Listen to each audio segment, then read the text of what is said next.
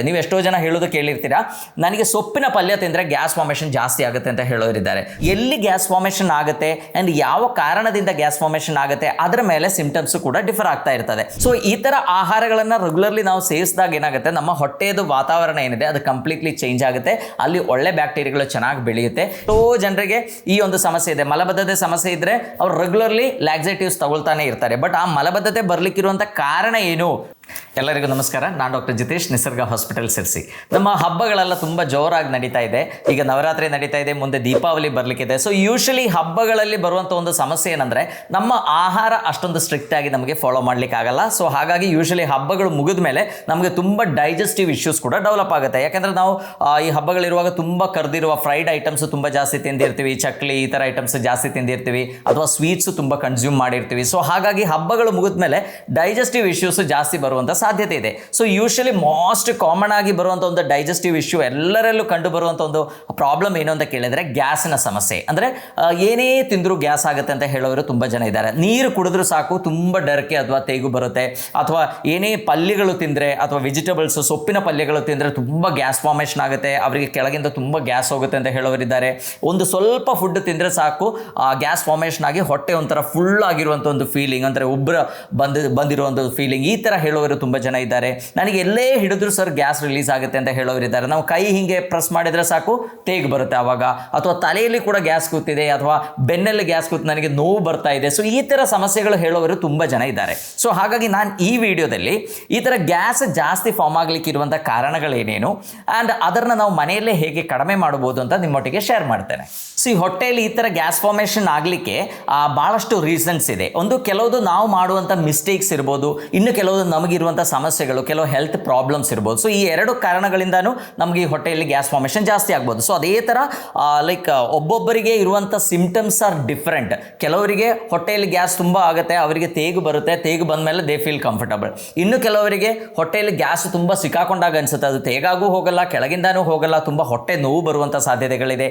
ಇನ್ನು ಕೆಲವರಿಗೆ ಫ್ಲಾಟುಲೆನ್ಸ್ ಅಂದರೆ ಕೆಳಗಿಂದ ಈ ಗ್ಯಾಸ್ ಜಾಸ್ತಿ ಹೋಗುವಂಥ ಸಾಧ್ಯತೆ ಇದೆ. ಸೊ ಈ ಥರ ಎಲ್ಲಿ ಗ್ಯಾಸ್ ಫಾರ್ಮೇಷನ್ ಆಗುತ್ತೆ ಆ್ಯಂಡ್ ಯಾವ ಕಾರಣದಿಂದ ಗ್ಯಾಸ್ ಫಾರ್ಮೇಷನ್ ಆಗುತ್ತೆ ಅದರ ಮೇಲೆ ಸಿಂಪ್ಟಮ್ಸ್ ಕೂಡ ಡಿಫರ್ ಆಗ್ತಾ ಇರ್ತದೆ. ಈಗ ನಾನು ಹೇಳಿದ್ದೇನೆ, ಎಷ್ಟೋ ಜನರಿಗೆ ಎಲ್ಲಿ ಮುಟ್ಟಿದ್ರು ಕೂಡ ಗ್ಯಾಸ್ ಬರುತ್ತೆ, ಅವರು ಪದೇ ಪದೇ ತೇಗು ಬರ್ತಾ ಇರ್ತದೆ, ನೀರು ಕುಡಿದ್ರೂ ಸಾಕು ತುಂಬ ಜಾಸ್ತಿ ತೇಗು ಬರುತ್ತೆ, ಅಥವಾ ಏನೇ ಆಹಾರ ತಗೊಂಡ್ರೂ ಕೂಡ ತುಂಬ ಜಾಸ್ತಿ ತೇಗು ಬರುವಂಥ ಸಾಧ್ಯತೆ ಇದೆ. ಆ್ಯಂಡ್ ಮೇನ್ಲಿ ಪ್ರೋಟೀನ್ ಫುಡ್ ತಗೊಳ್ಳುವಾಗ ಕೂಡ ತುಂಬ ಜಾಸ್ತಿ ತೇಗು, ಲೈಕ್ ಮೊಟ್ಟೆ ಇರ್ಬೋದು, ಹಾಲು ಇರ್ಬೋದು, ಅಥವಾ ಕಾಳುಗಳಿರ್ಬೋದು. ಸೊ ಈ ಥರ ಐಟಮ್ಸ್ ತಿಂದಾಗ ಕೆಲವರಿಗೆ ತುಂಬ ಜಾಸ್ತಿ ಗ್ಯಾಸ್ ಆಗುತ್ತೆ. ಅದಕ್ಕೂ ಕೂಡ ಒಂದು ಸ್ಪೆಸಿಫಿಕ್ ಆಗಿ ರೀಸನ್ ಇದೆ. ಸೊ ನಾವು ಯೂಶಲಿ ಈ ಗ್ಯಾಸ್ನ ಸಮಸ್ಯೆ ಇದ್ದವರು ಮಾಡುವಂಥ ಕೆಲವು ಮಿಸ್ಟೇಕ್ಸ್ ಇದೆ, ಅಥವಾ ನಾವು ಆಹಾರ ತಗೊಳ್ಳೋ ಪ್ಯಾಟರ್ನ್ ಇಂದ ಬರುವಂಥ ಕೆಲವು ಡಿಫ್ರೆನ್ಸ್ ಇಂದ ಈ ಗ್ಯಾಸ್ ಫಾರ್ಮೇಷನ್ ಆಗುವಂಥ ಸಾಧ್ಯತೆ ಇದೆ. ಕೆಲವರಿಗೆ ನೀವು ನೋಡಿದರೆ ನಿಮ್ಗೆ ಗೊತ್ತಾಗುತ್ತೆ, ಅವರು ತುಂಬ ಫಾಸ್ಟ್ ಆಗಿ ತಿಂತಾರೆ, ಸಿಕ್ಕಾಪಟ್ಟೆ ಫಾಸ್ಟ್ ಆಗಿ ತಿಂತಾರೆ. ಸೊ ಅವರಲ್ಲಿ ಗ್ಯಾಸ್ ಫಾರ್ಮೇಷನ್ ಆಗುವಂಥ ಸಾಧ್ಯತೆ ಇದೆ. ಯಾಕೆಂದರೆ ಬಾಯಲ್ಲಿ ನಾವು ಏನು ಮಾಡ್ತೀವಿ, ಬಾಯಲ್ಲಿ ಇರುವಂಥ ಗಾಳಿ ಕೂಡ ಈ ಆಹಾರದೊಟ್ಟಿಗೆ ನಾವು ನುಂಗ್ತೀವಿ. ಸೊ ಅದಾದಮೇಲೆ ಅವರಿಗೆ ಹೊಟ್ಟೆಯಲ್ಲಿ ಜಾಸ್ತಿ ಗ್ಯಾಸ್ ಸ್ಟಾಕ್ ಆಗಿ ತೇಗು ಬರುವಂಥ ಸಾಧ್ಯತೆ ಇದೆ. ಇನ್ನೊಂದೇನೆಂದರೆ, ನಾವು ತುಂಬ ಫಾಸ್ಟಾಗಿ ಆಹಾರ ತಗೊಳ್ಳುವಾಗ ನಮ್ಮ ಆ್ಯಕ್ಚುಲಿ ಡೈಜೆಷನ್ ಏನಿದೆ ಅದು ನಮ್ಮ ಬಾಯಿಂದಾನೇ ಸ್ಟಾರ್ಟ್ ಆಗುತ್ತೆ. ಬಾಯಲ್ಲಿ ಇರುವಂಥ ಸಲೈವ ಏನಿದೆ ಅದರಲ್ಲಿ ಟೈಲಿನ್ ಅಂತ ಇರುತ್ತೆ, ಅದೇನು ಮಾಡುತ್ತೆ, ನಮ್ಮ ಸಲೈವರಿ ಅಮೈಲೇಸ್ ಅಂತ ಹೇಳ್ತೀವಿ, ನಮ್ಮ ಆಹಾರದಲ್ಲಿರುವಂಥ ಈ ಕಾಂಪ್ಲೆಕ್ಸ್ ಕಾರ್ಬೋಹೈಡ್ರೇಟ್ ಏನಿದೆ ಅದನ್ನು ಅಲ್ಲೇ ಡೈಜೆಷನ್ ಸ್ಟಾರ್ಟ್ ಮಾಡುತ್ತೆ. ಸೊ ಹಾಗಾಗಿ ನಾವು ಸರಿಯಾಗಿ ಜಗದು ತಿನ್ನಲಿಲ್ಲ ಅಂದರೆ ಏನಾಗುತ್ತೆ, ಅದು ಅನ್ಡೈಜೆಸ್ಟೆಡ್ ಆಗಿರುತ್ತೆ, ಪಾರ್ಷಿಯಲಿ ಬ್ರೇಕ್ ಡೌನ್ ಆಗಿರಲ್ಲ. ಸೊ ಅದು ನಮ್ಮ ಹೊಟ್ಟೆ ಹೋದಾಗ ಸರಿಯಾಗಿ ಡೈಜೆಷನ್ ಆಗಲ್ಲ, ನಮಗೆ ಈ ಥರ ಗ್ಯಾಸ್ನ ಸಮಸ್ಯೆ ಬರುವಂಥ ಸಾಧ್ಯತೆ ಇದೆ. ಬಟ್ ಈವನ್ ಫ್ಯಾಟ್ ಕೂಡ, ಕೊಬ್ಬಿರುವ ಆಹಾರ ಕೂಡ ನಮ್ಮ ಬಾಯಲ್ಲೇ ಅದರದ್ದು ಪ್ರೈಮರಿ ಡೈಜೆಷನ್ ಏನಿದೆ ಅದು ಸ್ಟಾರ್ಟ್ ಆಗಿರುತ್ತೆ. ಸೊ ಹಾಗಾಗಿ ನಾವು ಆಹಾರ ತಗೊಳ್ಳುವಾಗ ನಾವು ಮಾಡುವಂಥ ಒಂದು ಮಿಸ್ಟೇಕ್ ಏನಂದರೆ ತುಂಬ ಫಾಸ್ಟ್ ಆಗಿ ತಿನ್ನೋದು. ಸೊ ಅದನ್ನು ನಾವು ಚೇಂಜ್ ಮಾಡಬೇಕು. ನಾವು ಏನು ಮಾಡಬೇಕು, ತುಂಬ ಸ್ಲೋ ಆಗಿ ತಿಂದು ತುಂಬ ಚೆನ್ನಾಗಿ ಜಗದು ತಿಂದರೆ ಏನಾಗುತ್ತೆ, ಅದೆಲ್ಲ ತುಂಬ ಅಲ್ಲೇ ಬಾಯಲ್ಲೇ ಆ ಡೈಜೆಷನ್ ಆಗುತ್ತೆ. ಒಂದು ಬಾಳಸ್ ಅಂತ ಹೇಳ್ತೀವಿ, ನಾವು ತಗೊಳ್ಳುವಂಥ ಆಹಾರಗಳು ಎಲ್ಲ ತುಂಬ ಸಲ ಜಗದಾಗ ಏನಾಗುತ್ತೆ, ಒಂದು ಮಾಸ್ ಇದ್ದಂಗೆ, ಒಂದು ಪಲ್ಪ್ ರೂಪದಲ್ಲಿ ಆಗಬೇಕು. ಆವಾಗ ಮಾತ್ರ ನಮ್ಮ ಡೈಜೆಷನ್ ಸರಿಯಾಗಿ ಆಗುತ್ತೆ, ಅದರೊಟ್ಟಿಗೆ ಜಾಸ್ತಿ ಗಾಳಿನೂ ಒಳಗೆ ಹೋಗಲ್ಲ. ಸೊ ನಾವು ಯೂಶಲಿ ಅನ್ನ ಬಾಯಿಗೆ ಹಾಕ್ತೀವಿ ಆ್ಯಂಡ್ ವಿತ್ ಒಂದು 2 ಸಲ ಅಷ್ಟೇ ಜಗಿತೀವಿ, ಹಾಗೆ ತಿಂದ್ಬಿಡ್ತೀವಿ. ಸೊ ಅದರ ಒಟ್ಟಿಗೆ ತುಂಬ ಗಾಳಿ ಕೂಡ ಒಳಗೆ ಹೋಗುತ್ತೆ. ಸೊ ಹಾಗಾಗಿ ನಮಗೆ ಈ ತೇಗಿನ ಸಮಸ್ಯೆ ಬರುವಂಥ ಸಾಧ್ಯತೆ ಇದೆ. ಇನ್ನು ಕೆಲವರದ್ದು ಫುಡ್ ಹ್ಯಾಬಿಟಲ್ಲಿ ಲೈಕ್ ತುಂಬ ಈ ಚೂಯಿಂಗಮ್ ಜಾಸ್ತಿ ತಿನ್ನೋರಿದ್ದಾರೆ. ಸೊ ಅವರಿಗೂ ಕೂಡ ಚೂಯಿಂಗಮಲ್ಲಿ ಏನು ಕ್ಯಾಲರಿ ಏನು ಲೈಕ್ ನಮಗೆ ದೇಹಕ್ಕೆ ಒಳ್ಳೆಯದಾಗುವಂಥದ್ದು ಏನಿಲ್ಲ, ಬಟ್ ಅದು ನಾವು ಪ್ರತಿ ಸಲ ನುಂಗುವಾಗ ಕೂಡ ಅದರ ಒಟ್ಟಿಗೆ ತುಂಬ ಗಾಳಿ ಕೂಡ, ಅಂದರೆ ಆ ಸಲೇವ ಏನಿದೆ ಅದು ಒಳಗೆ ಹೋಗುವಾಗ ಅದರೊಟ್ಟಿಗೆ ಕೆಲವರಿಗೆ ಗಾಳಿ ಕೂಡ ಹೋಗುವಂಥ ಸಾಧ್ಯತೆ ಇದೆ, ಸೊ ನಮಗೆ ತೇಗು ಬರುವಂಥ ಸಾಧ್ಯತೆ ಇದೆ. ಇನ್ನು ಕೆಲವರಿಗೆ ತುಂಬ ಈ ಕಾರ್ಬನೇಟೆಡ್ ಡ್ರಿಂಕ್ಸ್ ಕುಡಿಯುವಂಥ ಹ್ಯಾಬಿಟ್ ಇದೆ, ಅಂದರೆ ಕೋಕೋ ಕೋಲಾ ಅಥವಾ ಪೆಪ್ಸಿ ಅಥವಾ ಈ ಥರ ಗ್ಯಾಸ್ ಇರುವಂಥ ಲೈಕ್ ಡ್ರಿಂಕ್ಸ್ ಕುಡಿದಾಗ ಅವರಿಗೂ ಕೂಡ ಈ ಗ್ಯಾಸ್ ನಮ್ಮ ಹೊಟ್ಟೆಯಲ್ಲಿ ಟ್ರ್ಯಾಪ್ ಆಗಿ ಈ ಗ್ಯಾಸ್ನ ಸಮಸ್ಯೆ ಬರುವಂಥ ಸಾಧ್ಯತೆ ಇದೆ. ಇನ್ನು ನಮ್ಮ ಡೈಜೆಷನ್ ಅಲ್ಲಿ ಇರುವಂಥ ಸಮಸ್ಯೆಯಿಂದ ಕೂಡ ಈ ಗ್ಯಾಸ್ ಫಾರ್ಮೇಷನ್ ಆಗ್ಬೋದು. ಸೊ ಅದೇ ನಾನು ಫಸ್ಟ್ ಹೇಳಿದೆ, 2 ಕ್ಯಾಟಗರಿ ಇದೆ. ಒಂದು, ನಾವು ಮಾಡುವಂಥ ತಪ್ಪು, ಬೇಗ ಆಹಾರ ತಿನ್ನೋದು ಅಥವಾ ತುಂಬ ಗ್ಯಾಸ್ ಇರುವಂಥ ಆಹಾರಗಳನ್ನು ಸೇವಿಸೋದು, ಸೊ ಅದರಿಂದ ನಮಗೆ ಸಮಸ್ಯೆ ಬರ್ಬೋದು. ಇನ್ನೊಂದು, ನಮ್ಮ ಹೊಟ್ಟೆಯಲ್ಲಿ ಆಸಿಡ್ ಚೆನ್ನಾಗಿಲ್ಲ ಅಂದರೆ ನಮಗೆ ಸಮಸ್ಯೆ, ಅಂದರೆ ತೇಗು ಸಮಸ್ಯೆ, ತುಂಬ ಗ್ಯಾಸ್ ಫಾರ್ಮೇಷನ್, ಹೊಟ್ಟೆಯಲ್ಲಿ ಗ್ಯಾಸ್ ಫಾರ್ಮೇಷನ್ ಆಗುವಂಥ ಸಾಧ್ಯತೆ ಜಾಸ್ತಿ ಇದೆ. ಅಂದರೆ ನಮ್ಮ ಹೊಟ್ಟೆಯಲ್ಲಿ ಆ್ಯಕ್ಚುಲಿ ಹೈಡ್ರೋಕ್ಲೋರಿಕ್ ಆಸಿಡ್ ಇರಬೇಕು. ಸೊ ನಾವು ಏನೇ ಆಹಾರ ತಗೊಂಡ್ರೂ ಕೂಡ ಅದರಲ್ಲಿರುವಂಥ ಪ್ರೋಟೀನ್ ಎಲ್ಲ ಏನಿದೆ ನಮ್ಮ ಹೊಟ್ಟೆಯಲ್ಲಿ ಬ್ರೇಕ್ ಡೌನ್ ಆಗುತ್ತೆ. ಸೊ ಯಾವಾಗ ಈ ಪ್ರೋಟೀನ್ ಸರಿಯಾಗಿ ಡೈಜೆಸ್ಟ್ ಆಗಲ್ವೋ, ಅಂದರೆ ನಮ್ಮ ಹೊಟ್ಟೆಯಲ್ಲಿ ಸಫಿಷಿಯೆಂಟ್ ಆಗಿ ಹೈಡ್ರೋಕ್ಲೋರಿಕ್ ಆಸಿಡ್ ಇಲ್ಲದೆ ಇದ್ದಾಗ ಏನಾಗುತ್ತೆ, ಪ್ರೋಟೀನ್ ಸರಿಯಾಗಿ ಬ್ರೇಕ್ ಡೌನ್ ಆಗಲ್ಲ. ಸೊ ಅದು ಕೂಡ ನಮ್ಮ ಹೊಟ್ಟೆಯಲ್ಲಿ ತುಂಬ ಗ್ಯಾಸ್ ಫಾರ್ಮೇಷನ್ಗೆ ಒಂದು ರೀಸನ್ ಆಗುತ್ತೆ. ಸೊ ಇದಕ್ಕೆ ನಾವು ಮೇನ್ಲಿ ಹೈಪೋ ಆಸಿಡಿಟಿ ಅಂತ ಹೇಳ್ತೀವಿ. ಎಷ್ಟೋ ಆಸಿಡಿಟಿ ಪೇಷಂಟನ್ನು ನೀವು ನೋಡಿರ್ಬೋದು, ಅವರು ನಾವು ಕೇಳ್ತೀವಿ ಅವರಿಗೆ, ನಿಮಗೆ ಎದೆ ಉರಿ ಸಮಸ್ಯೆ ಇದೆಯಾ? ಇಲ್ಲ, ಎದೆ ಉರಿ ಏನಿಲ್ಲ. ಹುಳಿ ತೇಗು ಬರುತ್ತಾ? ಇಲ್ಲ. ಬಟ್ ಏನು ಸಮಸ್ಯೆ ಅಂತ ಕೇಳುವಾಗ ಯಾವಾಗಲೂ ತೇಗು ಅಥವಾ ಡರ್ಕೆ ಬರ್ತಾ ಇರ್ತದೆ, ನಾ ಏನೇ ತಿಂದರೂ ಡರ್ಕೆ ಬರುತ್ತೆ, ಎಲ್ಲಿ ಮುಟ್ಟಿದ್ರು ಕೂಡ ಗ್ಯಾಸ್ ರಿಲೀಸ್ ಆಗುತ್ತೆ ಅಂತ ಹೇಳೋರು ತುಂಬ ಜನ ಇದ್ದಾರೆ. ಕೈ ಹಿಡಿದ್ರು ಗ್ಯಾಸ್ ಬರುತ್ತೆ, ತೇಗು ಬರುತ್ತೆ ಅಂತ ಹೇಳ್ತಾರೆ. ಸೊ ಅಂಥವರಲ್ಲಿ ಮೋಸ್ಟ್ ಕಾಮನ್ ಆಗಿ ಕಂಡುಬರುವಂಥ ಒಂದು ಸಮಸ್ಯೆ ಏನು ಅಂತ ಕೇಳಿದರೆ ಈ ಹೈಪೋ ಆಸಿಡಿಟಿ. ಹೊಟ್ಟೆಯಲ್ಲಿ ಯಾವಾಗ ಸಫಿಷಿಯೆಂಟ್ ಆಗಿ ಹೈಡ್ರೋಕ್ಲೋರಿಕ್ ಆಸಿಡ್ ಇಲ್ವೋ ಅವಾಗ ಏನಾಗುತ್ತೆ, ಈ ಥರ ಪ್ರೋಟೀನ್ ಸರಿಯಾಗಿ ಡೈಜೆಸ್ಟ್ ಆಗಲ್ಲ ಆ್ಯಂಡ್ ಅವರಿಗೆ ಈ ಸಮಸ್ಯೆ ಜಾಸ್ತಿ ಆಗುತ್ತೆ. ಯಾವಾಗ ಅಂದರೆ ಮೊಟ್ಟೆ ತಿಂದರೆ ಜಾಸ್ತಿ ಆಗುತ್ತೆ, ಕಾಳುಗಳು ತಿಂದರೆ ಜಾಸ್ತಿ ಆಗುತ್ತೆ, ಹಾಲು ಕುಡಿದ್ರೆ ಜಾಸ್ತಿ ಆಗುತ್ತೆ. ಸೊ ಯಾವುದರಲ್ಲೆಲ್ಲ ಜಾಸ್ತಿ ಪ್ರೋಟೀನ್ ಇದೆಯೋ ಅವರಿಗೆ ಅಂದರೆ ಅದು ಸರಿಯಾಗಿ ಡೈಜೆಸ್ಟ್ ಆಗುತ್ತೆ, ಗ್ಯಾಸ್ ಫಾರ್ಮೇಷನ್ ಆಗುತ್ತೆ. ಬಟ್ ಅದೆಲ್ಲ ತುಂಬ ಜಾಸ್ತಿ ಆದಾಗ ಏನಾಗುತ್ತೆ, ಏನೇ ತಿಂದರೂ ಏನೇ ಕುಡಿದ್ರೂ ಕೂಡ ಅವರಿಗೆ ಗ್ಯಾಸ್ನ ಸಮಸ್ಯೆ ಬರುವಂಥ ಸಾಧ್ಯತೆ ಇದೆ. ಸೊ ಅದಕ್ಕೆ ಹೈಪೋ ಆಸಿಡಿಟಿ ಅಂತ ಹೇಳ್ತೀವಿ. ಸೊ ಇಂಥವರು ಯೂಶಲಿ ಏನು ಮಾಡ್ತಾರೆ ಅಂದರೆ, ನನಗೆ ಆಸಿಡಿಟಿ ಸಮಸ್ಯೆ ಇದೆ ಅಂತಾನೆ ಅವರು ಹೇಳ್ತಾರೆ. ಸೊ ಹಾಗಾಗಿ ರೆಗ್ಯುಲರ್ಲಿ ಏನು ಮಾಡ್ತಾರೆ, ಆಂಟಾಸಿಡ್ಸ್ ಅನ್ನು ತಗೊಳ್ತಾ ಇರ್ತಾರೆ. ಸೊ ಈ ಆಂಟಾಸಿಡ್ ತಗೊಂಡಾಗ ಮೇ ಬಿ ಅವರಿಗೊಂದು ಸಿಂಪ್ಟಮ್ಯಾಟಿಕ್ ರಿಲೀಫ್ ಸಿಗ್ಬೋದು.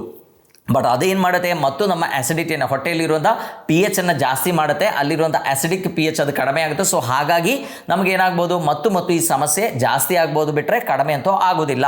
ಸೊ ಇದನ್ನು ನೀವು ಸಿಂಪಲ್ ಟೆಸ್ಟ್ ಮಾಡಿ ಮನೆಯಲ್ಲೇ ನೋಡ್ಬೋದು. ನೀವೇನು ಮಾಡಿ, ಸೊ ಈ ಥರ ಜನರಿಗೆ ಮತ್ತೊಂದು ಟೆಂಡೆನ್ಸಿ ಇದೆ, ಅವ್ರಿಗೆ ಏನೇ ಹುಳಿ ಇರುವ ಆಹಾರ ತಿಂದರೂ ಕೂಡ ಏನೂ ಸಮಸ್ಯೆ ಆಗಲ್ಲ, ದೇ ಫೀಲ್ ಕಂಫರ್ಟಬಲ್. ಒಂದು ಲೆಮನ್ ಜ್ಯೂಸ್ ತೊಗೊಂಡ್ರೆ ಆ್ಯಸಿಡಿಟಿ ಜಾಸ್ತಿ ಆಗಲ್ಲ, ಚೆನ್ನಾಗಿರುತ್ತೆ. ಎಲ್ಲೋ ಹೋಗಿ ಪಾನಿಪುರಿ ತಿನ್ಕೊಂಬಂದ್ರೆ, ಪಾನಿಪುರಿ ಎಲ್ಲ ಹುಳಿ ಮತ್ತು ನೀರು ಹಾಕ್ತಾರಲ್ಲ, ಅದು ತೊಗೊಂಡ್ರೆ ಅವರಿಗೆ ಏನೂ ಸಮಸ್ಯೆ ಇಲ್ಲ, ಆ್ಯಸಿಡಿಟಿ ಏನಿರಲ್ಲ. But at the same time ಬೇರೆ ಏನೇ ಆಹಾರ ತಗೊಂಡ್ರು ಕೂಡ ಅವರಿಗೆ ಇಮಿಡಿಯೇಟ್ಲಿ ಇದೆಲ್ಲ ಜಾಸ್ತಿ ಆಗುತ್ತೆ. ಸೊ ಅಂಥವ್ರು ಏನು ಮಾಡಬೇಕು ಅಂದರೆ, ಅವರಿಗೆ one of the best remedy ಯಾವುದು ಅಂತ ಕೇಳಿದರೆ ಆ್ಯಪಲ್ ಸಿಡೆ ವಿನೆಗರ್. ಸೊ ಈ ಆ್ಯಪಲ್ ಸಿಡೆ ವಿನೆಗರ್ನ 1 ಚಮಚ 1 ಗ್ಲಾಸ್ ನೀರಿಗೆ ಹಾಕಿ ಆಹಾರ ತಗೊಳ್ಳೋಕ್ಕಿಂತ ಜಸ್ಟ್ ಮೊದಲು ನೀವು ಕುಡಿದು ನೋಡಿ, ಅವರಿಗೆ ಏನೂ ಸಮಸ್ಯೆ ಇಲ್ಲ, ಗ್ಯಾಸಿನ ಸಮಸ್ಯೆ ಕಡಿಮೆ ಆಗುತ್ತೆ ಅಂತ ಇದ್ದರೆ ಅದರದ್ದು ಮೇನ್ ಕಾರಣ ಹೈಪೋ ಆಸಿಡಿಟಿ. ಸೊ ಈ ಹೈಪೋ ಆಸಿಡಿಟಿಯನ್ನು ನಾವು ಟ್ರೀಟ್ ಮಾಡಬೇಕು. ಸೊ ಅಂಥವರಿಗೆ ದಿ ಬೆಸ್ಟ್ ಏನು ಅಂತ ಕೇಳಿದ್ರೆ, ಈ ಜೀರಿಗೆ ಕಷಾಯ ಬೇಕಾದ್ರೆ ಅವರು ಮಾಡಿ ಕುಡಿಬೋದು, ಅದು ತುಂಬ ಹೆಲ್ಪ್ ಆಗುತ್ತೆ, ಗ್ಯಾಸ್ ಎಲ್ಲ ರಿಲೀಸ್ ಆಗಿ ಅವರಿಗೆ ತುಂಬ ಕಂಫರ್ಟಬಲ್ ಅನಿಸುತ್ತೆ. ಅಥವಾ ಜಿಂಜರ್, ಶುಂಠಿ ಏನಿದೆ ಅದು ಕೂಡ ತುಂಬ ಒಳ್ಳೆಯದು, ಅಥವಾ ಹಿಂಗೇನಿದೆ ಅದು ಒಳ್ಳೆಯದು. ಸೊ ಈ ಥರ ಆಹಾರಗಳನ್ನು ಅವರು ತಗೊಂಡಾಗ ಆ್ಯಪಲ್ ಸಿಡೆ ವಿನೆಗರು, ಜಿಂಜರು, ಕ್ಯುಮಿನ್ನು ಅಥವಾ ಹಿಂಗು ಈ ಥರ ಐಟಮ್ಸ್ ತಗೊಂಡಾಗ ಅವರಿಗೆ ಈ ಥರ ಪ್ರಾಬ್ಲಮಿಂದ, ಅಂದರೆ ಹೈಪೋ ಆಸಿಡಿಟಿಯಿಂದ ಬರುವಂಥ ಗ್ಯಾಸ್ ಸಮಸ್ಯೆ ಆದರೆ ಅದು ಇಮ್ಮಿಡಿಯೇಟ್ಲಿ ನಮಗೆ ಕಡಿಮೆ ಮಾಡಲಿಕ್ಕೆ ಸಾಧ್ಯ. ಇನ್ನು ಕೆಲವರಿಗೆ ನೀವು ನೋಡಿರ್ಬೋದು, ಅವರಿಗೆ ಗ್ಯಾಸ್ ಆಗುತ್ತೆ, ಏನೇ ತಿಂದರೂ ಒಂದು ಸ್ವಲ್ಪ ಆಹಾರ ತಿಂದರೆ ಸಾಕು ಹೊಟ್ಟೆ ತುಂಬಿದೊಂದು ಫೀಲಿಂಗ್ ಬರುತ್ತೆ. ಒಂದು ಆಹಾರ ತಗೊಂಡು ಒಂದು 1 or 2 hours ಆದಮೇಲೆ ಅವರಿಗೆ ತುಂಬ ಬ್ಲೋಟಿಂಗ್ ಆಗುತ್ತೆ, ಹೊಟ್ಟೆ ಉಬ್ಬರ ಬರುತ್ತೆ, ಹೊಟ್ಟೆ ಒಂಥರ ಫಿಲ್ ಆಗಿರೋ ಒಂಥರ ಡಿಸ್ಕಂಫರ್ಟ್ ಇರುತ್ತೆ. ಅವರಿಗೆ ತೇಗಾಗೂ ಕೂಡ ಈ ಗ್ಯಾಸ್ ಹೋಗಲ್ಲ, ಫ್ಲಾಟ್ಲೆನ್ಸಲ್ಲೂ ಹೋಗಲ್ಲ. ಸೊ ಹಾಗಾಗಿ ಅಂಥ ಸಮಸ್ಯೆ ಇರೋರು, ಈ ಸಮಸ್ಯೆ ಇರೋರು ಅವರಿಗೆ ತುಂಬ ಡಿಸ್ಟರ್ಬೆನ್ಸಸ್ ಆಗುತ್ತೆ. ಯಾಕೆಂದರೆ ಓಕೆ, ನಮ್ಮ ಹೊಟ್ಟೆಯಲ್ಲಿ ಗ್ಯಾಸ್ ಇದೆ, ಅದು ಸಿಂಪಲ್ ಆಗಿ ಈಸಿಯಾಗಿ ತೇಗಾಗಿ ಹೋದರೆ, ತೇಗು ಹೋದ್ಮೇಲೆ ನಮಗೊಂಥರ ಕಂಫರ್ಟ್ ಅನಿಸುತ್ತೆ. ಬಟ್ ಅದು ಒಂದು ಸ್ಮಾಲ್ ಇಂಟೆಸ್ಟೈನಲ್ಲಿ ಸಮಸ್ಯೆ. ನಾನೀಗ ಹೇಳೋದು ಸಿಬೋ ಅಂತ ಒಂದು ಕಂಡೀಷನ್. ಅಂದರೆ ಯಾವಾಗ ನಮ್ಮ ಹೊಟ್ಟೆಯಲ್ಲಿ ಸಣ್ಣ ಕರಳಲ್ಲಿ ಕೆಟ್ಟ ಬ್ಯಾಕ್ಟೀರಿಯಾಗಳದ್ದು ಕಾನ್ಸಂಟ್ರೇಷನ್ ಜಾಸ್ತಿ ಆಗುತ್ತೋ ಅವರಿಗೆ ಈ ಥರ ಸಮಸ್ಯೆಗಳು ಬರುವಂಥ ಸಾಧ್ಯತೆ ಇದೆ. ಅಂದರೆ ಹೊಟ್ಟೆಯಲ್ಲೇ ಗ್ಯಾಸ್ ಸಿಕ್ಕಾಕೊಂಡು ಅದು ಕೆಳಗಿಂದಾನೂ ಹೋಗಲ್ಲ, ಮೇಲಿಂದಾನೂ ಹೋಗಲ್ಲ, ಅವರಿಗೆ ತುಂಬ ಹೊಟ್ಟೆ ನೋವೆಲ್ಲ ಬರುವಂಥ ಸಾಧ್ಯತೆ ಇದೆ. ಸೊ ಇದಕ್ಕೆ ನಾವು ಸಿಬೋ ಅಂತ ಹೇಳ್ತೀವಿ, ಅಂದರೆ ಸ್ಮಾಲ್ ಇಂಟೆಸ್ಟೈನಲ್ ಬ್ಯಾಕ್ಟೀರಿಯಲ್ ಓವರ್ಗ್ರೋತ್. ಸೊ ಅಂಥ ಸಮಸ್ಯೆ ಇದ್ದವರು ಅದಕ್ಕಿರುವಂಥ ಮೆಡಿಕೇಶನ್ ತಗೋಬೇಕಾಗುತ್ತೆ. ಅದು ತಗೊಂಡು ಹೊಟ್ಟೆಯಲ್ಲಿ ಆ್ಯಕ್ಚುಲಿ ಸಣ್ಣ ಕರಳೇನಿದೆ ಅಲ್ಲಿ ಹೆಚ್ಚಿಗೆ ಬ್ಯಾಕ್ಟೀರಿಯಾ ಇರಬಾರ್ದು. ಸೊ ದೊಡ್ಡ ಕರಳಲ್ಲಿ ತುಂಬ ಬ್ಯಾಕ್ಟೀರಿಯಾ ಇರುತ್ತೆ, ಮ್ಯಾಕ್ಸಿಮಮ್ ಬ್ಯಾಕ್ಟೀರಿಯಾ ಇರುತ್ತೆ. ಬಟ್ ಈ ಸಣ್ಣ ಕರಳಲ್ಲಿ ಈ ಥರ ಬ್ಯಾಕ್ಟೀರಿಯಾಗಳು ಇದ್ದಾಗ ಏನಾಗುತ್ತೆ, ನಮಗೆ ಈ ಥರ ಸಮಸ್ಯೆಗಳು ಬರುವಂಥ ಸಾಧ್ಯತೆ ಇದೆ. ಸೊ ಹಾಗಾಗಿ ಈಗ ಯಾರಿಗಾದರೂ ಹೊಟ್ಟೆಯಲ್ಲಿ ಗ್ಯಾಸ್ ಸಿಕ್ಕಾಕೊಳ್ಳುತ್ತೆ, ಅದು ಹೊರಗೆ ಹೋಗ್ತಾ ಇಲ್ಲ, ತುಂಬ ಪ್ರಾಬ್ಲಮ್ ಇದೆ ಅಂತ ಆದರೆ ಅದು ಡಾಕ್ಟ್ರಿಗೆ ತೋರಿಸಿ ಆ ಸಿಬೋ ಕಂಡೀಷನ್ ಏನಿದೆ ಅದಕ್ಕಿರುವಂಥ ಟ್ರೀಟ್ಮೆಂಟ್ಗಳು ತಗೋಬೇಕು. ಸಿಬೋನೇ ಇರಬೇಕು ಅಂತಿಲ್ಲ, ಅದೇ ಥರ ಫಂಗಲ್ ಓವರ್ ಗ್ರೋತಲ್ಲಿ ಕೂಡ ಆಗುತ್ತೆ, ನಾವು ಅದಕ್ಕೆ ಸಿಫೋ ಅಂತ ಹೇಳ್ತೀವಿ. ಸೊ ಈ ಥರ ಸಮಸ್ಯೆಗಳನ್ನು ನಾವು ಟ್ರೀಟ್ ಮಾಡಿ ಅದಕ್ಕಿರುವಂಥ ಮೆಡಿಕೇಶನ್ ತಗೊಂಡ್ರೆ ಮಾತ್ರ ಈ ಗ್ಯಾಸ್ನ ಸಮಸ್ಯೆ ಏನಿದೆ ಅದು ಕಂಪ್ಲೀಟ್ಲಿ ಕಡಿಮೆ ಮಾಡಲಿಕ್ಕಾಗುತ್ತೆ. ಸೊ ಕೆಲವರಿಗೆ ಈ ಸಿಬೋ ಈ ಥರ ಸಮಸ್ಯೆಗಳು ಬರಲಿಕ್ಕಿರೋ ಒಂದು ಕಾರಣ ಕೂಡ ಈ ಹೈಪೋ ಅಸಿಡಿಟಿ ಇರ್ಬೋದು. ನಮ್ಮ ಹೊಟ್ಟೆಯಲ್ಲಿರುವಂಥ ಹೈಡ್ರೋಕ್ಲೋರಿಕ್ ಆ್ಯಸಿಡ್ ಏನಿದೆ, it is like A barrier, ನಮ್ಮ ಬಾಡಿಯನ್ನು ಪ್ರೊಟೆಕ್ಟ್ ಮಾಡುತ್ತೆ. ಏನೇ ನಾವು ಆಹಾರ ತಗೊಂಡ್ರು ಅದರಲ್ಲಿರುವಂಥ ಬ್ಯಾಕ್ಟೀರಿಯಾ ಇರ್ಬೋದು, ವೈರಸ್ ಇರ್ಬೋದು, ಏನೇ ಟಾಕ್ಸಿನ್ಸ್ ಇರ್ಬೋದು, ಅದನ್ನೆಲ್ಲ ಈ ಹೈಡ್ರೋಕ್ಲೋರಿಕ್ ಆ್ಯಸಿಡ್ ಏನು ಮಾಡುತ್ತೆ, ಅಲ್ಲಿ ನ್ಯೂಟ್ರಲೈಸ್ ಮಾಡಿಬಿಡುತ್ತೆ, ಅದನ್ನು ದಾಟಿ ಹೋಗ್ಲಿಕ್ಕಾಗಲ್ಲ. ಸೊ ಹೈಪೋ ಅಸಿಡಿಟಿ ಇದ್ದಾಗ ಏನಾಗುತ್ತೆ, ನಾವು ತಗೊಳ್ಳೋಂಥ ಆಹಾರದಲ್ಲಿರುವಂಥ ಎಲ್ಲದೂ ಕರೆಕ್ಟಾಗಿ ಡಿಸ್ಟ್ರಾಯ್ ಆಗಬೇಕು ಅಂತಿಲ್ಲ. ಸೊ ಹಾಗಾಗಿ ನಮಗೆ ಸಿಬೋ ಈ ಥರ ಸಮಸ್ಯೆಗಳು ಬರಲಿಕ್ಕೆ ಸಾಧ್ಯತೆ ಜಾಸ್ತಿ ಆಗುತ್ತೆ. ನೀವು ತುಂಬ ಕೇಳಿರ್ತೀರ ಎಚ್ ಪೈಲೋರಿ ಇನ್ಫೆಕ್ಷನ್, ಎಲ್ಲ ಅಸಿಡಿಟಿಗೆ, ಹೈಪೋ ಅಸಿಡಿಟಿ ಆಗಲಿ ಹೈಪರ್ ಅಸಿಡಿಟಿ ಆಗಲಿ, ಅದಕ್ಕೆಲ್ಲ ಒಂದು ರೀಸನ್ ಇಸ್ ಎಚ್ ಪೈಲೋರಿ ಅಂತ ಹೇಳ್ತೀವಿ. ಸೊ ಎಚ್ ಪೈಲೋರಿ ಆ್ಯಕ್ಚುಲಿ ಏನು ಮಾಡುತ್ತೆ ಅಂದರೆ ಹೊಟ್ಟೆಗೆ ಹೋಗಿ ಅದು ಆಲ್ಕಲಿ ಪ್ರೊಡ್ಯೂಸ್ ಮಾಡುತ್ತೆ. ಅದಕ್ಕೊಂದು ಯೂರಿಯಸ್ ಅಂತ ಒಂದು ಎನ್ಸೈಮ್ ಇದೆ, ಅದೇನು ಮಾಡುತ್ತೆ, ಅಲ್ಲಿ ಆಲ್ಕಲಿ ಪ್ರೊಡ್ಯೂಸ್ ಮಾಡಿ ಅಲ್ಲಿರುವಂಥ ಆಸಿಡಿಟಿಯನ್ನು ಕಮ್ಮಿ ಮಾಡಿ ಅದಲ್ಲಿ ಬದುಕುದು ಫಸ್ಟ್. ಅದಾದಮೇಲೆ ಬಾಕಿ ಇರೋ ಕಾಂಪ್ಲಿಕೇಶನ್ಸ್ ಎಲ್ಲ ಸ್ಟಾರ್ಟ್ ಆಗುತ್ತೆ. ಎಲ್ಲರ ಹೊಟ್ಟೆಯಲ್ಲಿ ಕೂಡ ಎಚ್ ಪೈಲೋರಿ ಇರ್ಬೋದು, ಬಟ್ ಅದು ನಮಗೆ ತೊಂದರೆ ಕೊಡಲ್ಲ. ಬಟ್ ಯಾವಾಗ ಅದು ನಮ್ಮ ಹೊಟ್ಟೆಯಲ್ಲಿರುವಂಥ ಲೈನಿಂಗ್ ಎಪಿಥೀಲಿಯಲ್ ಸೆಲ್ಸ್ ಏನಿದೆ ಅದರಲ್ಲಿ ಅಟ್ಯಾಚ್ ಆಗಿ ಈ ಥರ ಸಮಸ್ಯೆಗಳು ಕ್ರಿಯೇಟ್ ಮಾಡಿದಾಗ ನಮಗೆ ಗ್ಯಾಸ್ಟ್ರೈಟಿಸ್ ಫಾರ್ಮ್ ಆಗುತ್ತೆ. ಸೊ ಸಣ್ಣ ಕರಳಲ್ಲಿ ಈ ಥರ ಸಿಬೋ ಕಂಡೀಷನ್ ಇದ್ದಾಗ ಅದಕ್ಕೆ ಟ್ರೀಟ್ಮೆಂಟ್ ತಗೊಂಡ್ರೆ ಸಾಕು, ನಮಗೆ ಕಂಪ್ಲೀಟ್ಲಿ ಗ್ಯಾಸ್ನ ಸಮಸ್ಯೆ ಏನಿದೆ ಅದನ್ನು ಕಡಿಮೆ ಮಾಡಲಿಕ್ಕಾಗುತ್ತೆ. ಇನ್ನು ತುಂಬ ಜನರಲ್ಲಿ ನೀವು ನೋಡಿರ್ತೀರಾ, ಅವರಿಗೆ ಡರ್ಕೆ ಅಥವಾ ತೇಗು ಬರಲ್ಲ, ಆ ಥರ ಏನೂ ಸಮಸ್ಯೆ ಇಲ್ಲ, ಹೊಟ್ಟೆ ನೋವು ಬರಲ್ಲ, ಹೊಟ್ಟೆ ಉಬ್ಬರ ಬರಲ್ಲ, ಬಟ್ ತುಂಬ ಗ್ಯಾಸ್ ಹೋಗ್ತಾ ಇರ್ತದೆ, ಕೆಳಗಿಂದ ತುಂಬ ಗ್ಯಾಸ್ ಹೋಗ್ತಾ ಇರ್ತದೆ.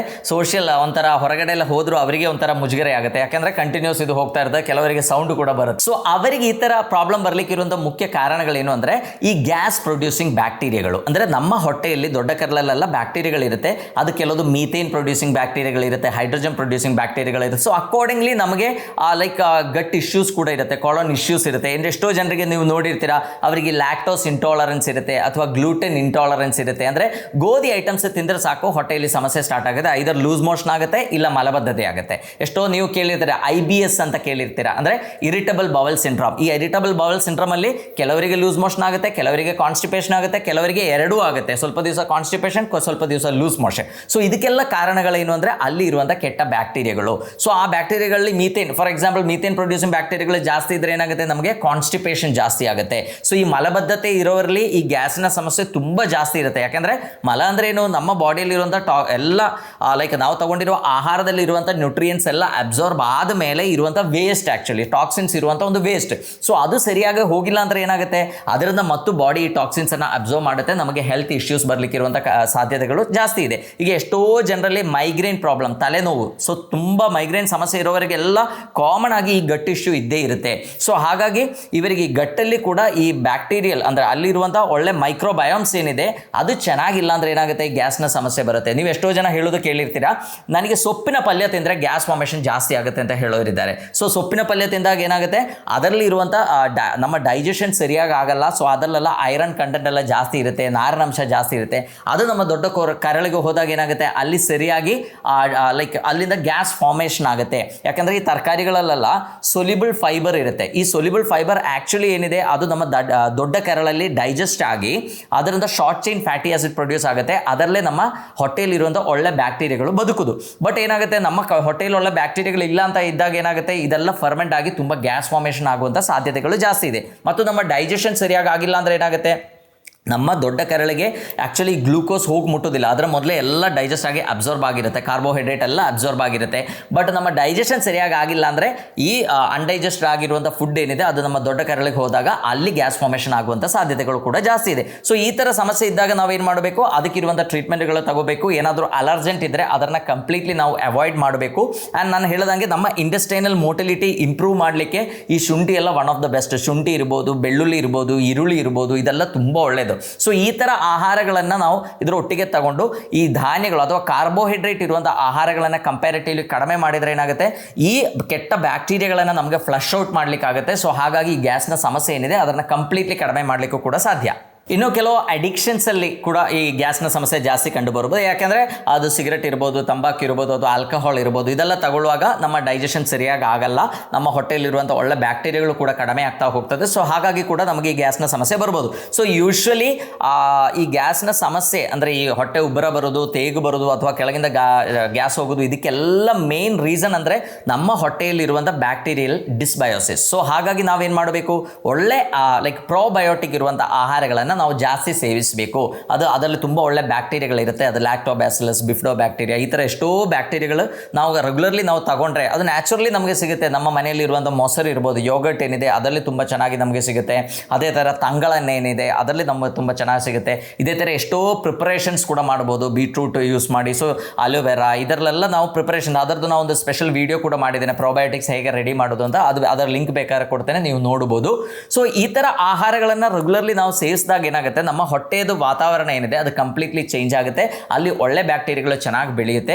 ಇನ್ನು ಇದೆಲ್ಲ ಆಗಲ್ಲ ಅಂತ ಇದ್ದರೆ ಅದರದ್ದು ಸಪ್ಲಿಮೆಂಟ್ಸ್ ಎಷ್ಟೋ ಸಿಗುತ್ತೆ, ಎಷ್ಟೋ ಮಿಲಿಯನ್ಸ್ ಆ್ಯಂಡ್ ಮಿಲಿಯನ್ಸ್ ಒಳ್ಳೆ ಬ್ಯಾಕ್ಟೀರಿಯಾಗಳು ಇರುವಂಥ ಸಪ್ಲಿಮೆಂಟ್ಸ್ ನಮಗೆ ಸಿಗುತ್ತೆ, ಅಥವಾ ಒಳ್ಳೆ ಈಸ್ಟ್ಗಳಿದೆ. ಅದೆಲ್ಲ ನಾವು ತಗೊಂಡಾಗ ಈ ಗ್ಯಾಸ್ನ ಸಮಸ್ಯೆ ಏನಿದೆ ಅದು ಕಂಪ್ಲೀಟ್ಲಿ ಕಡಿಮೆ ಆಗುತ್ತೆ. ಅದು ಬಿಟ್ಟು ನಾವು ಸಿಂಪ್ಟಮ್ಯಾಟಿಕ್ ರಿಲೀಫ್ ಅಷ್ಟೇ ನೋಡಿಕೊಂಡು ಬರೀ ಆ್ಯಂಟಾಸಿಡ್ಸ್ ಅಷ್ಟೇ ತಗೊಂಡ್ರೆ ಅಥವಾ ಏನೋ ಲ್ಯಾಕ್ಸೇಟಿವ್ಸ್ ಅಷ್ಟೇ ತಗೊಂಡ್ರೆ ಎಷ್ಟೋ ಜನರಿಗೆ ಈ ಒಂದು ಸಮಸ್ಯೆ ಇದೆ. ಮಲಬದ್ಧತೆ ಸಮಸ್ಯೆ ಇದ್ದರೆ ಅವ್ರು ರೆಗ್ಯುಲರ್ಲಿ ಲ್ಯಾಕ್ಸೇಟಿವ್ಸ್ ತಗೊಳ್ತಾನೆ ಇರ್ತಾರೆ. ಬಟ್ ಆ ಮಲಬದ್ಧತೆ ಬರಲಿಕ್ಕಿರುವಂಥ ಕಾರಣ ಏನು, ಹೊಟ್ಟೆಯಲ್ಲಿ ಇರುವಂಥ ಅದರ ಕರಳಲ್ಲಿ ಇರುವಂಥ ಮೀಥೇನ್ ಪ್ರೊಡ್ಯೂಸಿಂಗ್ ಬ್ಯಾಕ್ಟೀರಿಯಾಗಳು. ಸೊ ಅದರನ್ನು ಫಸ್ಟ್ ನಾವು ಎಲಿಮಿನೇಟ್ ಮಾಡಿದರೆ ಮಾತ್ರ ಈ ಮಲಬದ್ಧತೆ ಸಮಸ್ಯೆ ಏನಿದೆ ಅದರಿಂದ ನಮಗೆ ಹೊರ ಬರಲಿಕ್ಕೆ ಸಾಧ್ಯ. ಇಲ್ಲಾಂದರೆ ಏನಾಗುತ್ತೆ, ನಾವು ಕಂಟಿನ್ಯೂಸ್ಲಿ ಲ್ಯಾಕ್ಸೇಟಿವ್ಸ್ ತಗೊಳ್ತಾ ಇರ್ತೀವಿ ಆ್ಯಂಡ್ ಅದರಲ್ಲಿ ಇರುವಂಥ ಕೆಮಿಕಲ್ಸಿಂದ ನಮ್ಮ ಹೊಟ್ಟೆಯಲ್ಲಿ ಇರುವಂಥ ಒಳ್ಳೆ ಬ್ಯಾಕ್ಟೀರಿಯಾಗಳು ಇನ್ನೂ ಸಾಯುತ್ತೆ ಆ್ಯಂಡ್ ನಮಗೆ ಹೆಲ್ತ್ ಪ್ರಾಬ್ಲಮ್ಸ್ ಏನಿದೆ ಸಿವಿಯರ್ ಆಗ್ತಾ ಹೋಗ್ತದೆ. ಸೊ ಇದರ ಒಟ್ಟಿಗೆ ನಾವು ಒಳ್ಳೆ ಪ್ರೊಬಯೋಟಿಕ್ಸ್ ತಗೊಂಡ್ರೆ ಮಾತ್ರ ಈ ಸಮಸ್ಯೆ ಏನಿದೆ, ಗ್ಯಾಸ್ನ ಸಮಸ್ಯೆ ಇರ್ಬೋದು, ಹೈಪೋ ಅಸಿಡಿಟಿ ಸಮಸ್ಯೆ ಇರ್ಬೋದು, ಇದೆಲ್ಲ ಕಡಿಮೆ ಮಾಡಲಿಕ್ಕೆ ಸಾಧ್ಯ. ಸೊ ರೆಗ್ಯುಲರ್ಲಿ ನಮ್ಮ ಆಹಾರ ಚೆನ್ನಾಗಿರಬೇಕು. ಸೊ ಓಕೆ, ಇನಿಷಿಯಲಿ ಗ್ಯಾಸ್ನ ಸಮಸ್ಯೆ ತುಂಬ ಜಾಸ್ತಿ ಇದ್ದರೆ ನೀವು ಹೈ ಪ್ರೋಟೀನ್ ಇರುವಂಥ ಆಹಾರಗಳು ಅಥವಾ ಕಾಳುಗಳು, ಸೊಪ್ಪುಗಳು ಸ್ವಲ್ಪ ದಿವಸ ನಿಲ್ಲಿಸಿ, ಅಥವಾ ಗ್ಲೂಟೆನ್ ಇರುವಂಥ ಚಪಾತಿ ಇರ್ಬೋದು, ಪೂರಿ ಇರ್ಬೋದು, ಉಪ್ಪಿಟ್ಟು ಇರ್ಬೋದು, ಅಥವಾ ಹಾಲು ಇರ್ಬೋದು, ಈ ಥರ ಐಟಮ್ಸನ್ನು ಸ್ವಲ್ಪ ದಿವಸ ನಿಲ್ಲಿಸಿ ಈ ನಿಮ್ಮ ಹೊಟ್ಟೆಯಲ್ಲಿರುವಂಥ ಸಿಫೋ ಇರ್ಬೋದು ಅದಕ್ಕಿರುವಂಥ ಟ್ರೀಟ್ಮೆಂಟ್ಗಳನ್ನು ಕರೆಕ್ಟಾಗಿ ತಗೊಂಡು ಅದಾದಮೇಲೆ ಇದನ್ನೆಲ್ಲ ಇನ್ಕ್ಲೂಡ್ ಮಾಡಿದರೆ ತುಂಬ ಒಳ್ಳೆಯದು. ಯಾಕಂದರೆ ಪ್ರೋಟೀನ್ ನಮಗೆ ಬೇಕು, ಪ್ರೋಟೀನ್ ಇಲ್ಲಾಂದರೆ ನಮ್ಮ ಬಾಡಿ ಮೇಂಟೆನೆನ್ಸ್ ಚೆನ್ನಾಗಿ ಆಗಲ್ಲ. ಸೊ ಈ ಸಮಸ್ಯೆಯನ್ನು ಸಾಲ್ವ್ ಮಾಡಿದ ಮೇಲೆ ನಾವು ಪ್ರೋಟೀನ್ ಇರುವಂಥ ಆಹಾರಗಳು ತೊಗೊಂಡ್ರೆ ಏನಾಗುತ್ತೆ, ನಮ್ಮ ಹೆಲ್ತ್ ತುಂಬ ಚೆನ್ನಾಗಾಗುತ್ತೆ, ನಮಗೆ ಗ್ಯಾಸ್ ಪ್ರೊಡಕ್ಷನ್ ಕೂಡ ಆಗಲ್ಲ. ಸೊ ಈ ಟಿಪ್ಸ್ಗಳನ್ನು ನೀವೆಲ್ಲರೂ ಫಾಲೋ ಮಾಡಿ. ನಿಮಗೆ ಯಾವ ಸಮಸ್ಯೆ ಇದೆ ಅಂತ ನಾವು ಈಗ ಕೇಳಿದರೆ ನಿಮಗೆ ಕ್ಲಿಯರ್ಲಿ ಗೊತ್ತಾಗುತ್ತೆ. ಸೊ ಅದಕ್ಕೆ ಅಕಾರ್ಡಿಂಗ್ಲಿ ಇರುವಂಥ ಟ್ರೀಟ್ಮೆಂಟ್ಗಳನ್ನು ತಗೊಂಡ್ರೆ ನಿಮ್ಮ ಸಮಸ್ಯೆ ಏನಿದೆ ಅದು ಕಂಪ್ಲೀಟ್ಲಿ ಕಡಿಮೆ ಮಾಡಲಿಕ್ಕೆ ಸಾಧ್ಯ. ಎಲ್ಲರಿಗೂ ಧನ್ಯವಾದ.